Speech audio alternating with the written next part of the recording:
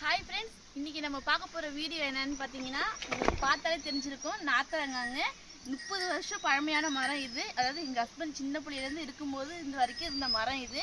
இது வந்து வருஷம் வருஷம் நமக்கு நிறைய காய்ப்பு தரும். இந்த வருஷம் வந்து பார்த்திங்கன்னா 50 கிலோவுக்கு மேலவே இருக்குது காய்.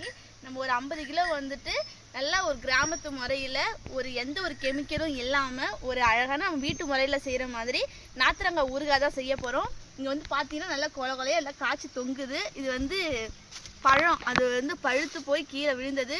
இதுவுமே அவ்வளோ வாசனையே நல்லாயிருக்கு. எந்த ஒரு உரம், அந்த கெமிக்கல் உரம் எதுவுமே போடாமல் ஆட்டோட உரம், மாட்டோட சாணம் இந்த மாதிரி போட்டு வளர்ந்த மரம் இது.